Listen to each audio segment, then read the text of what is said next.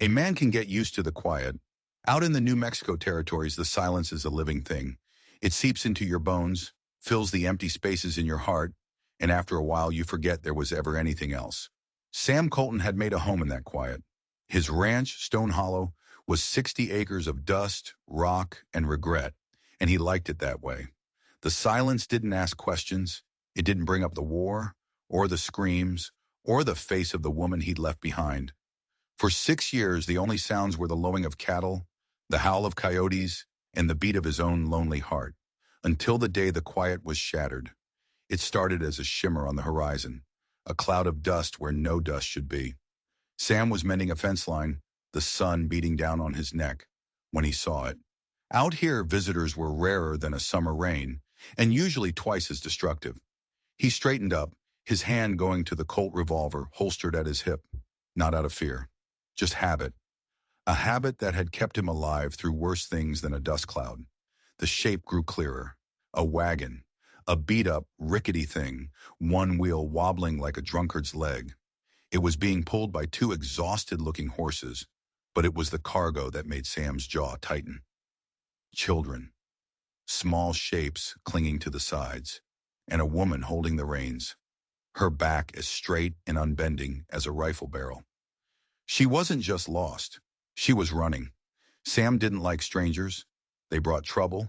They brought noise. And worst of all, they brought their stories. He had enough stories of his own, all of them ending badly. He should have turned his back, should have walked back to his house and bolted the door. Let the desert deal with them. That was the smart play. That was the safe play. But then the wagon creaked to a halt just shy of his property line, and the woman climbed down. Dust coated her from head to toe.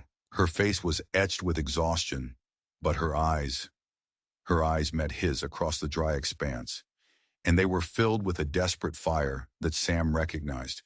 It was the look of someone with nothing left to lose, and Sam Colton knew that look better than anyone. It was the same look he saw in his own reflection every single morning. The woman took a step forward. "My name is Eliza Carter," she called out, her voice rough but steady.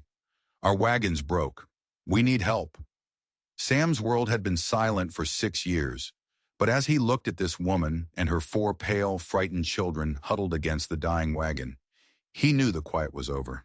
He took a step forward, his boots crunching on the dry earth, and a single fateful word escaped his lips. "All right."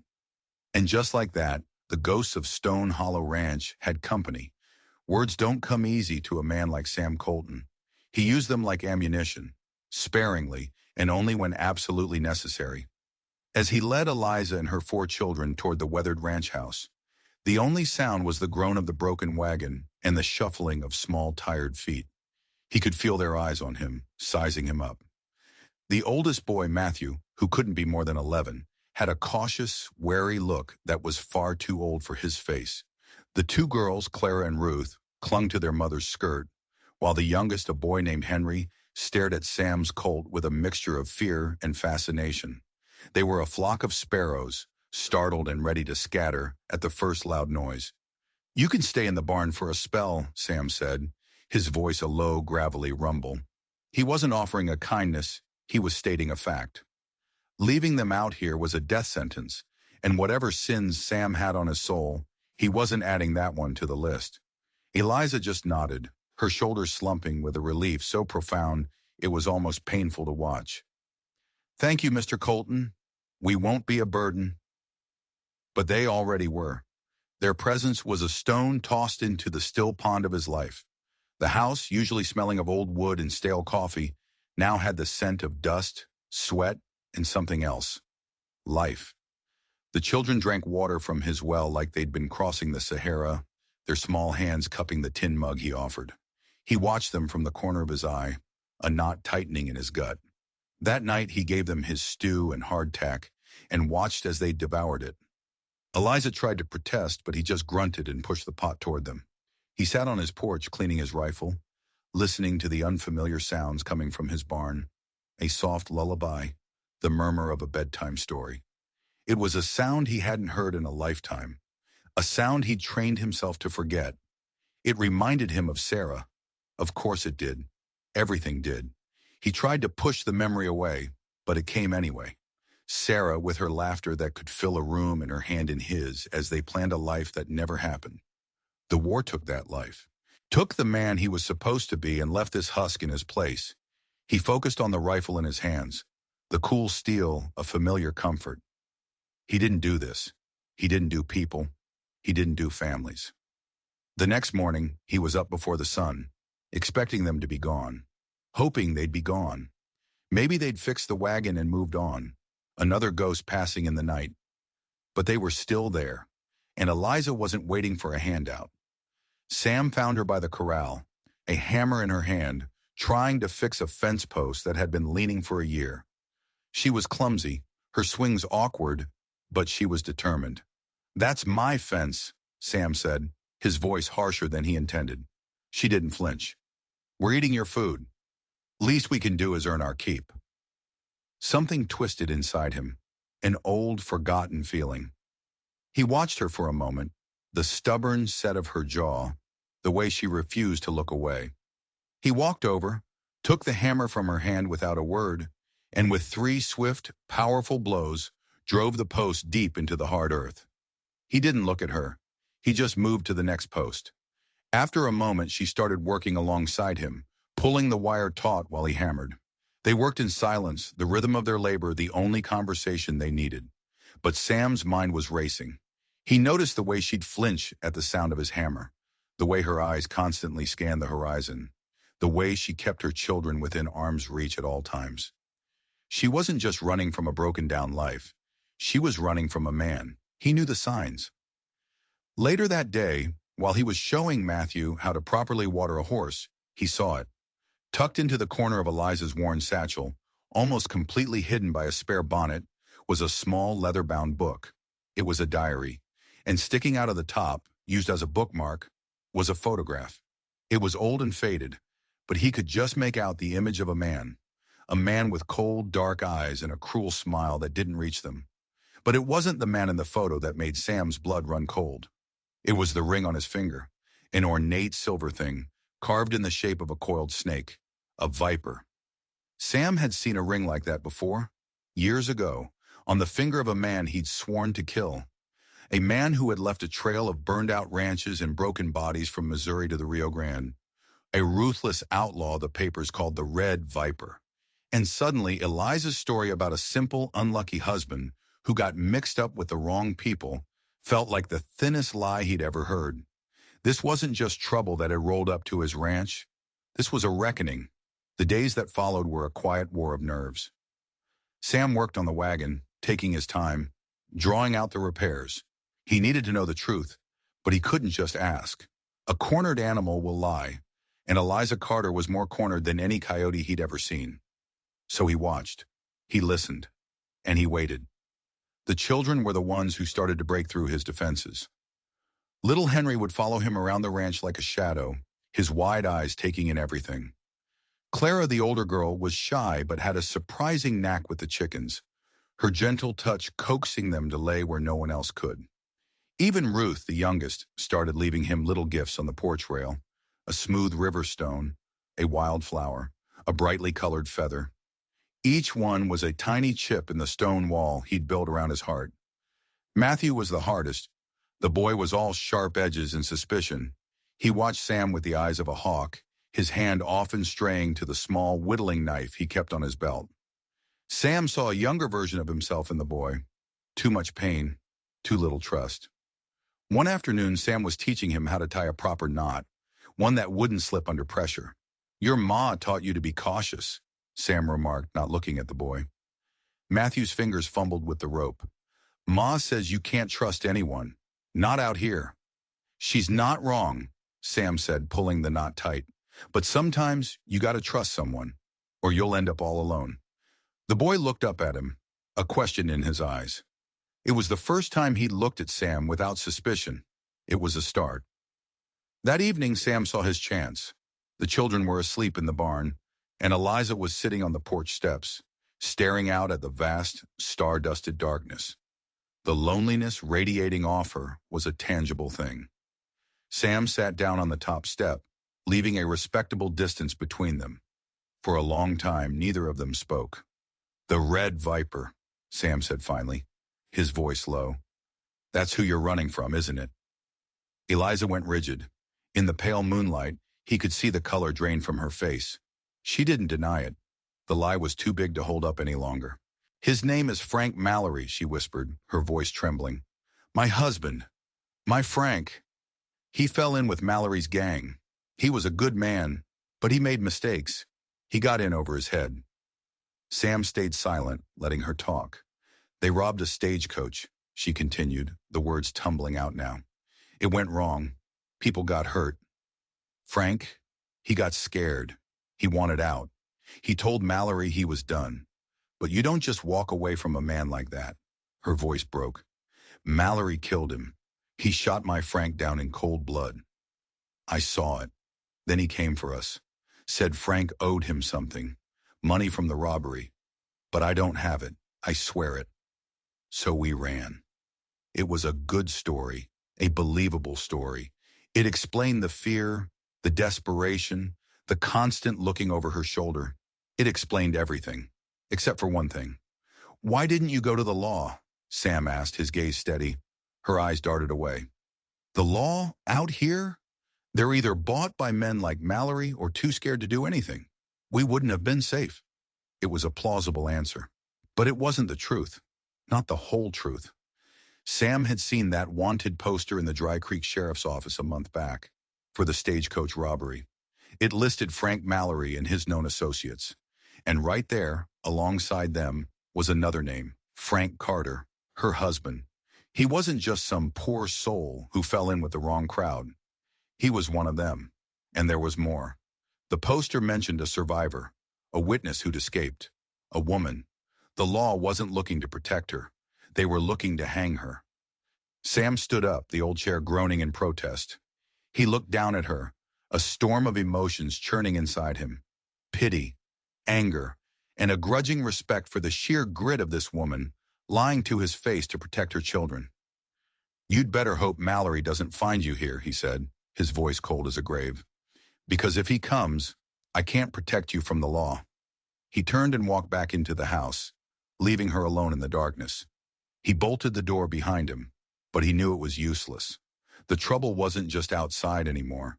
He had let it right into his home, and now he was a part of it. The next day, a rider appeared on the horizon. Not a weary traveler. This one rode with a purpose. Lean and wiry, with a pistol tied low on his hip, he moved like a predator. He stopped at the edge of Sam's property, not crossing the fence line, just sitting on his horse, watching the house. Sam grabbed his rifle and walked out to meet him. The man's eyes were like chips of ice. "Name's Jesse McGrath," he said, his voice a low drawl. "I ride for Frank Mallory." Sam's grip on his rifle tightened. "You got business here?" McGrath's lips curled into a smile that held no warmth. "Just delivering a message. Mallory knows the widow is here. He's feeling generous. Says he'll let you live if you turn her over, along with what she stole from him." "She ain't got nothing of his," Sam said flatly. McGrath's smile widened. "That's where you're wrong, friend. She's got his property, and he always collects what's his. He'll be here in 3 days. You have until then to make the smart choice." He paused, his cold gaze sweeping over the ranch, lingering on the barn where the children were hiding. "Tell the widow, some debts can't be paid in cash." With that, he tipped his hat, turned his horse, and rode off, leaving a trail of dust and dread in his wake. Sam stood there for a long time, the man's words echoing in his mind. Some debts can't be paid in cash. It was an odd phrase, a threat for sure, but it felt like something more, a piece of a puzzle he didn't understand. He looked toward the house where Eliza was watching from the window, her face a mask of terror. 3 days. The clock was ticking, and Stone Hollow Ranch was about to become a battleground. The air on the ranch grew thick with unspoken fear. Every gust of wind sounded like approaching hoofbeats. Every shadow seemed to hold a hidden threat. The children felt it too. Their laughter was gone, replaced by hushed whispers and worried glances toward their mother. Eliza was a ghost, her face pale and drawn, her hands never still, constantly mending, cleaning, doing anything to keep the terror at bay. Sam knew he had a choice. He could throw them out, send them on their way, and let them meet whatever fate awaited them. It would be the sensible thing to do. His ranch would be safe. His quiet life would return. But when he looked at the frightened faces of those children, he saw the ghosts of his own past. He'd run from a fight once before, and it had cost him everything. He wasn't going to run again. "I'm riding to town," he announced the next morning, saddling his bay gelding. Eliza rushed out of the house. "You can't. They'll see you. They'll know." "They already know," Sam said, tightening the cinch strap. "I'm not looking for a fight, but I'll be damned if I'm not ready for one." Dry Creek was a sad excuse for a town, a handful of weathered buildings clinging to life in the dust. The folks there were survivalists, not heroes. They minded their own business because minding someone else's was a good way to get a bull in the back. As Sam rode down the main street, he felt their eyes on him. News traveled fast in the desert, and the arrival of Jesse McGrath had been the talk of the town. They knew trouble was brewing at Stone Hollow, and they wanted no part of it. The sheriff's office was a small, dusty room that smelled of stale tobacco. Sheriff Doyle was a man who'd long ago traded courage for comfort. He was leaning back in his chair, boots on his desk, a toothpick dangling from his lips. "Colton," he grunted, not bothering to sit up. "Heard you got yourself some company." "I need you to send a wire to the U.S. Marshal in Santa Fe," Sam said, getting straight to the point. "Frank Mallory and his gang are headed for my ranch." Doyle sighed, a long, weary sound. "Mallory?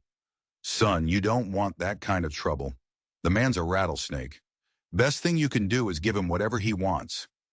"He wants a woman and her children," Sam said, his voice dangerously low.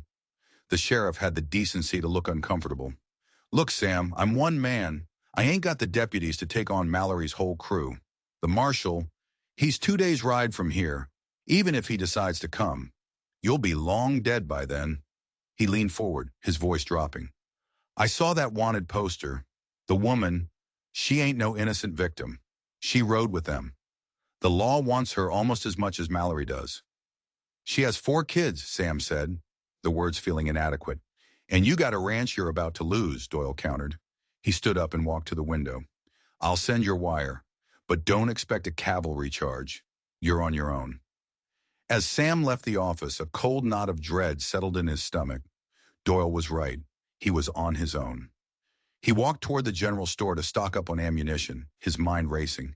He needed a plan. He needed an advantage. And that's when he saw it. Leaning against the wall of the saloon, talking in low, hushed tones, were Sheriff Doyle and Jesse McGrath. Sam froze, stepping back into the shadows of an alleyway. He couldn't hear what they were saying, but he could see the glint of coins passing from McGrath's hand to the sheriff's. The law in Dry Creek wasn't just scared. It was bought and paid for. The wire to the marshal would never be sent. They weren't on their own. They were being served up on a platter. He felt a surge of white-hot rage, followed by an icy calm. This changed everything. There would be no help, no escape. The fight was coming to Stone Hollow, whether he was ready or not. He bypassed the general store and headed for the telegraph office himself. The operator was a wiry man named Pete, who was known to be more loyal to a dollar than to the law. Sam slapped a heavy gold coin on the counter. "I need you to send a message," Sam said, "and forget you ever saw me." Pete's eyes widened at the sight of the coin. "Who's it to?" Sam pushed a slip of paper across the counter. It wasn't addressed to the U.S. Marshal. It was addressed to a man Sam hadn't spoken to in 10 years. An old friend from his cavalry days, a man who owed him a life. "Just send it," Sam said. He rode out of Dry Creek without a backward glance. The 3-day deadline was a lie. The attack could come at any time. As he spurred his horse toward home, McGrath's strange words came back to him. Some debts can't be paid in cash. It wasn't just a threat, it was a code. And Sam was starting to think it had nothing to do with stolen money from a stagecoach. The stakes were higher than that, and he had a sickening feeling that Eliza had no idea what she was truly caught in the middle of. The storm broke that night. Not a rainstorm, but a storm of fire and lead. Sam had been expecting it. He'd spent the afternoon reinforcing what he could, boarding up windows and setting up positions in the barn and the house. He'd given Eliza a loaded rifle and shown her how to use it. Her hands were steady, her eyes clear. Whatever lies she had told, she was no coward. He'd hidden the children in the small root cellar beneath the kitchen, telling Matthew he was in charge of keeping them safe. The boy's face was pale, but he nodded, his jaw set with a grim determination. The attack came just after midnight. They didn't ride in shouting. They came like ghosts, their forms barely visible in the moonlight. Sam counted at least 8 of them, spreading out to surround the ranch. The first shot wasn't fired at the house. It was a flaming arrow that thudded into the roof of the barn. The dry timber caught instantly, flames licking up into the night sky. It was a classic tactic. Force him out into the open to save his livestock, then pick him off. "Stay in the house!" Sam yelled to Eliza, grabbing his own rifle. "Keep them off the porch!" He sprinted for the corral, a bucket in each hand, the heat from the burning barn scorching his face. Bullets whizzed past his head, kicking up spurts of dust at his feet. He threw open the corral gate, slapping the rumps of the panicked horses and cattle, driving them out into the open pasture, away from the flames. A figure rushed him from the shadows, a knife glinting in the firelight. Sam didn't have time to raise his rifle. He swung the heavy wooden bucket, catching the man square in the jaw. The outlaw went down with a sickening crunch. From the house, Eliza's rifle cracked, a steady, rhythmic report. She was a better shot than he'd expected, driving back the men who were trying to storm the porch. But they were heavily outnumbered. For everyone they held back, 2 more seemed to appear. The air was thick with smoke and the smell of gunpowder. The fire from the barn cast dancing, demonic shadows across the yard. Sam took cover behind a water trough, firing at the muzzle flashes in the darkness. He dropped one man, then another. But they kept coming. He could hear them shouting, their voices ugly and hungry. "Give us the map, Colton!" one of them yelled. "Mallory wants the map. He'll let you live." Map? Sam's mind reeled. What map? Eliza had never said anything about a map. It was supposed to be about money, a stagecoach robbery. This was something else entirely. Another lie. A bigger one. He was pinned down. They were closing in. The house was under heavy fire.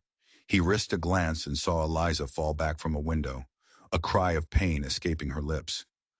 Rage, cold and pure, flooded through him. He rose from behind the trough, his Winchester blazing, firing with a speed and accuracy he hadn't used since the war. He was no longer a rancher. He was a soldier again, and this was his land. Suddenly a new sound cut through the chaos, a high, piercing whistle from the hills to the east. It was followed by the thunder of a dozen charging horses. For a heart-stopping second, Sam thought Mallory had brought in reinforcements. But these riders weren't firing at the ranch. They were firing into the flank of Mallory's men. Sam's telegraph had been answered. His old friend had come through. The outlaws, caught completely by surprise, broke and ran, melting back into the darkness from which they came. The battle was over as quickly as it had begun. The yard was littered with the bodies of Mallory's men. The barn was a smoldering ruin, but the house still stood, and they were alive. Sam ran to the house, his heart pounding in his chest. He found Eliza on the floor, a deep gash on her forehead, where a bullet had grazed the window frame. She was shaken, but alive. He helped her up, his hands gentle. "You all right?" She nodded, her eyes wide with shock and something else. Gratitude. He walked through the house, checking on the children. They were terrified, huddled together in the cellar, but unharmed. As he came back into the main room, his boot kicked something on the floor. It was a leather satchel, dropped by one of the fleeing outlaws. Sam picked it up. It was heavy. He opened the flap and pulled out a stack of papers. They were letters, stained with blood and dirt. He scanned the top one, his eyes widening as he read. It was a letter from Frank Mallory, and it wasn't addressed to one of his men. It was addressed to Frank Carter, Eliza's husband, the man who was supposedly dead. The letter was dated just 1 week ago. It said, "Carter, your little game is over. I know you faked your death, and I know you have the map, the one from the land office. Bring it to the rendezvous, or I will take your wife and children apart, piece by piece, until they tell me where you hid it. You can't hide forever." Sam's blood turned to ice. Every word Eliza had told him was a lie. Her husband wasn't dead. He wasn't a victim. He was a player in a much deadlier game. A game involving a map, the land office, and a secret big enough to get everyone killed. And Stone Hollow Ranch was now the center of the board. The silence that fell over the ranch after the attack was heavier and more suffocating than any quiet Sam had ever known. The smoldering ruins of the barn stood as a grim monument to the violence of the night. His saviors, the men led by his old cavalry sergeant, Marcus Thorne, had tended to their wounded and ridden off before dawn, promising to alert the nearest army outpost. But Sam knew the real threat wasn't gone. It had just changed shape. He stood in the middle of his kitchen, the letter from Mallory clutched in his hand. The paper felt like poison. He looked at Eliza, who was cleaning the gash on her forehead with a trembling hand. The fear was gone from her eyes, replaced by a cold, hard resignation. She knew he'd found the letter. She knew the lies were over. "He's alive," Sam said, his voice flat, devoid of emotion. "Your husband." She didn't even try to deny it. She just sank into a chair, her face in her hands. "I didn't know," she whispered, her voice muffled. "I swear to you, Sam, I thought he was dead. Mallory shot him. I saw him go down." "Then you saw what he wanted you to see," Sam said, tossing the letter onto the table. "This isn't about a stagecoach robbery, is it? It never was. What map are they talking about? What's at the land office?" Eliza took a shaky breath and finally looked at him. The story she told now was uglier, more twisted, and far more dangerous than the one before. Frank Carter hadn't just been a member of Mallory's gang. He had been Mallory's partner. They weren't just common outlaws. They were engaged in a massive land fraud scheme. Using forged documents and inside information from a corrupt official, they had been buying up huge tracts of land under false names. Land the railroad was secretly planning to route its new line through. The value of that land was set to skyrocket, making them richer than kings. The map was the key. It was a master document from the land office, showing which parcels were legitimate and which were fraudulent. It was their ledger, their proof of ownership. Frank was supposed to have his copy, and Mallory had his, Eliza explained, her voice barely a whisper. But Frank was greedy. He wanted it all. He stole Mallory's copy of the map, faked his own death to throw Mallory off the trail, and was supposed to meet me in El Paso. He told me to run, to lay low, and that he would find us when it was safe. "But he never came," Sam finished for her. She shook her head, tears finally tracing paths through the grime on her cheeks. "No, I waited. I ran out of money. Then Mallory's men found me. I thought they just wanted the money from Frank's share. I had no idea he was alive. I had no idea about any of this until I heard them yelling for the map tonight." It all clicked into place. Frank Carter had double-crossed his partner, and he'd used his own family as bait, as a distraction. He'd thrown them to the wolves while he made his getaway. Mallory, enraged and cheated, was now tearing the territory apart, looking for the map he believed Eliza had. And Frank Carter was somewhere in the shadows, waiting, watching. A cold fury settled in Sam's gut. He had been lied to, manipulated, and almost killed. His home was half destroyed. He had every right to turn his back on her, to leave her to the mess her husband had created. But then, the door to the root cellar creaked open. Little Henry, his face smudged with dirt and tears, crept out. He was clutching a crumpled piece of oilcloth in his tiny hand. "Papa gave me this," he said, his voice small and trembling. He held it out to his mother. "He told me to keep it safe. He said it was a treasure map." Eliza took the oilcloth with a shaking hand. She unrolled it on the table. It wasn't a child's drawing. It was a detailed survey map, covered in strange symbols and notations. Down in the corner, almost hidden, was the official seal of the New Mexico Land Registry Office. It was the map. Frank Carter hadn't kept it. He had hidden it with the one person no one would ever suspect of carrying it, his 4-year-old son. Sam stared at the map, then at Eliza, then at the terrified child. He was no longer just a bystander caught in the crossfire. He was now the guardian of the one thing that both Frank Mallory and Frank Carter would kill for. The most dangerous piece of paper in the entire territory was sitting on his kitchen table. Suddenly, a new sound drifted in from outside. A single horse approaching slowly. Not with the urgency of an attacker, but with a weary, plodding gait. Sam grabbed his rifle and moved to the door, peering through a crack in the frame. It was a lone rider, a man he recognized, Jesse McGrath. But he wasn't riding tall and arrogant this time. He was slumped in the saddle, his shirt dark with blood. He rode right up to the porch and practically fell from his horse. "Colton," he rasped, clutching a terrible wound in his side. "You gotta listen to me." Sam kept the rifle leveled at him. "I'm done listening to Mallory's dogs." McGrath coughed, spitting blood onto the dusty porch. "I ain't with Mallory no more. He left me for dead back there." He struggled to his feet, leaning against a post. "You got it all wrong. It ain't just Mallory you got to worry about. It's Carter, too. But there's a third player, someone you don't even know is in the game." "Who?" Sam demanded. McGrath's eyes, glazed with pain, found Sam's. "The man from the land office. The one who supplied the documents. He's the one pulling all the strings. He wants that map more than anyone. He's been playing Mallory and Carter against each other from the start." A bloody, grim smile touched his lips. "And you know him, Colton. In fact, I'd wager you trust him." Sam's mind raced, trying to make sense of the new twist. A third man? A puppet master? "His name," McGrath gasped, his breath failing him. "His name is—" He collapsed, his last words swallowed by the dust. Before Sam could even process what had happened, he heard a shout from the ridge. It was Eli Briggs, one of the local ranchers, a friend. "Sam! Riders coming! A whole posse! It's Sheriff Doyle! He says you're under arrest for murder!" Sam looked from the dead man on his porch to the map on his table, to the posse of so-called lawmen riding down on his home. The sheriff, the man who was on Mallory's payroll, was coming to arrest him. It wasn't an arrest. It was an execution. A way to get him out of the picture and seize the map. They were completely and utterly trapped. "Get the children back in the cellar," Sam ordered, his voice a blade of cold steel. "Bar the door from the inside. Don't open it for anyone, not even me." Eliza didn't hesitate. She gathered her children, her face a mask of grim resolve, and herded them toward the small cellar door.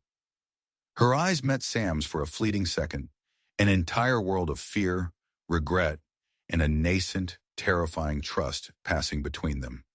Then she was gone, the heavy bolt of the cellar door sliding home with a sound of finality. Sam was alone.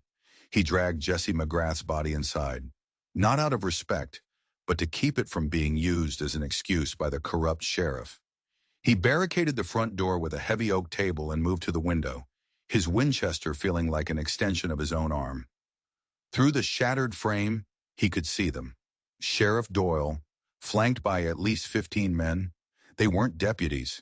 They were hired guns, the kind of hard-faced men who would shoot their own mothers for a bottle of whiskey. "Sam Colton!" Doyle's voice boomed across the yard, falsely cheerful. "Come on out now.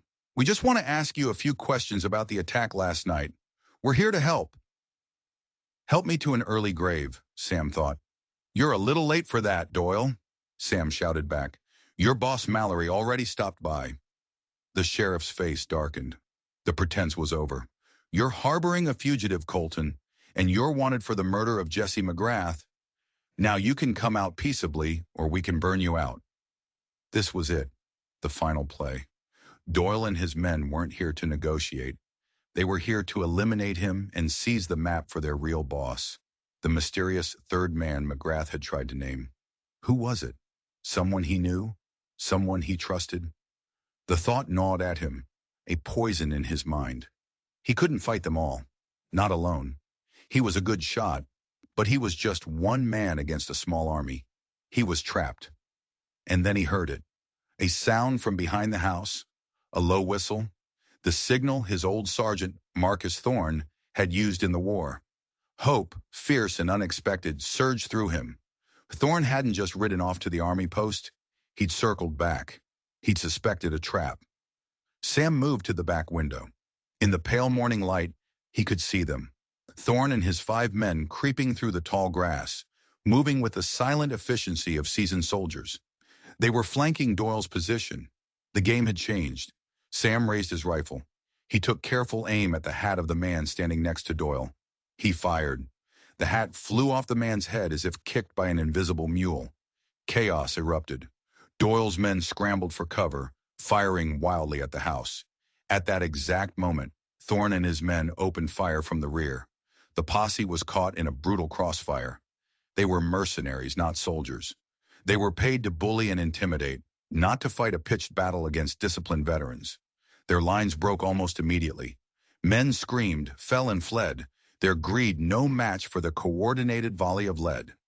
Sheriff Doyle, his face a mask of disbelief and terror, tried to make a run for his horse, but Sam was waiting. A single shot from the Winchester kicked the sheriff's legs out from under him. He went down, howling in pain, his leg shattered.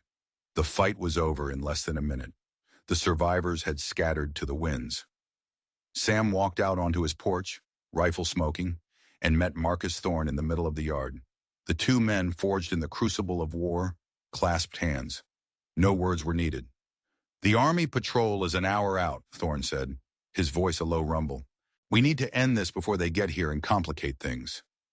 "McGrath is dead inside," Sam said. "Before he died, he told me there was a third man, someone from the land office, someone I trust." Thorne's brow furrowed. "There's only one man from the land office you've ever dealt with, Sam. The one who helped you file the deed for this very ranch 6 years ago. The man who vouched for you when no one else would." The blood drained from Sam's face as the final, sickening piece of the puzzle clicked into place. There was only one man who fit that description, an old family friend, a man who had seemed like a pillar of the community, who had helped countless settlers, a man Sam had trusted implicitly, the town blacksmith, Harlan Reeves. It was impossible, and yet it made perfect sense. Harlan, with his access to town records, his constant stream of information from travelers, his reputation that placed him above suspicion. He was the puppet master. He had been playing everyone. "Where is he?" Sam asked, his voice barely a whisper. Thorne's eyes were grim. "He wasn't with the posse. He's smarter than that. If he knows Doyle failed, he'll go for the only thing left," Sam finished, his heart turning to a block of ice. Eliza. The children. He sprinted back to the house, his mind screaming. Harlan knew the ranch. He knew its layout. He knew about the root cellar. He could have slipped past during the chaos of the gunfight. He threw open the door. The main room was empty. He raced to the cellar, his heart pounding against his ribs. The heavy bar was lifted. The door was slightly ajar. A chilling silence emanated from the dark opening.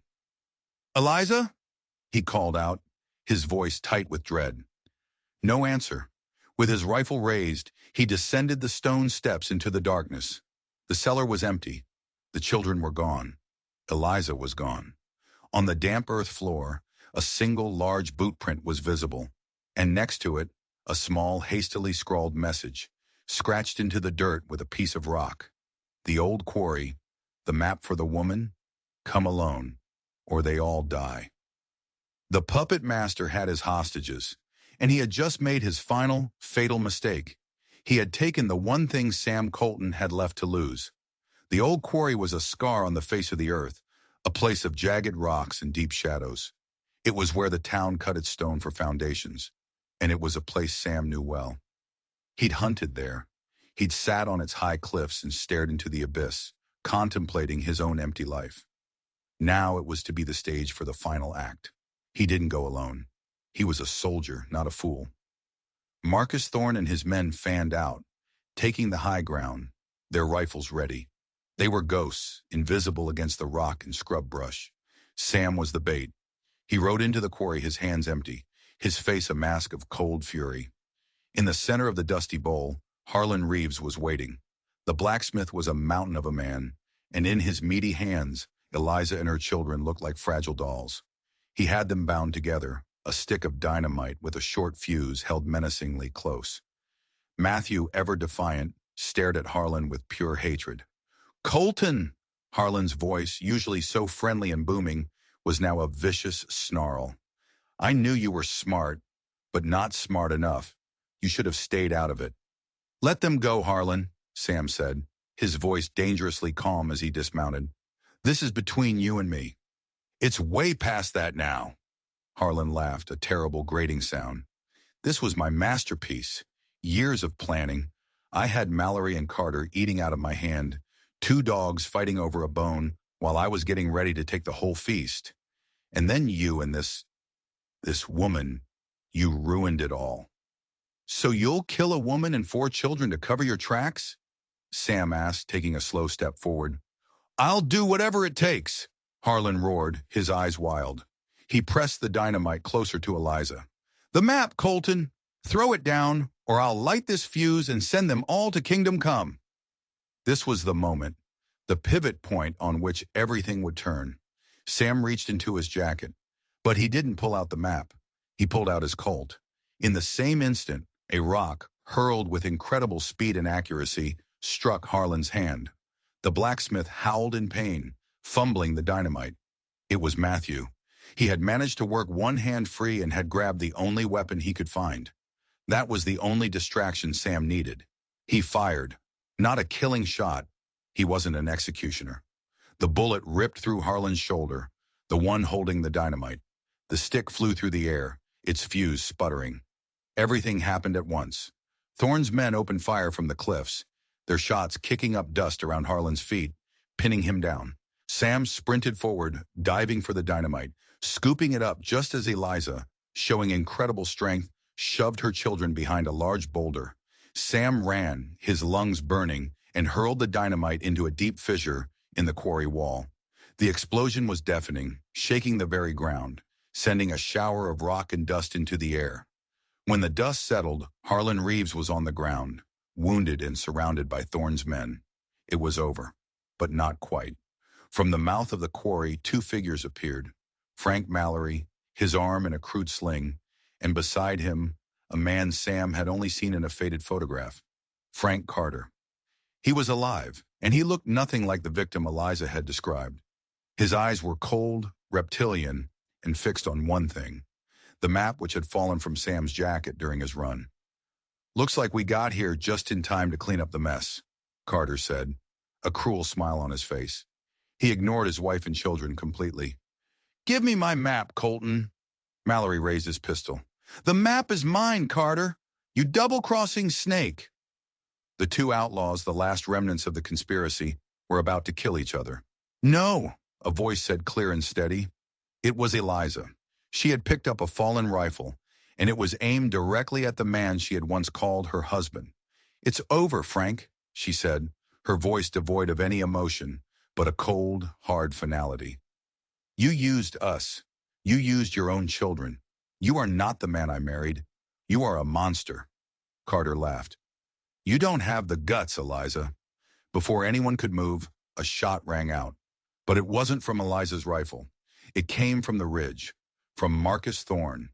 The bullet struck the pistol in Carter's hand, sending it spinning into the dust. In the next second, the quarry was filled with the sound of approaching horses.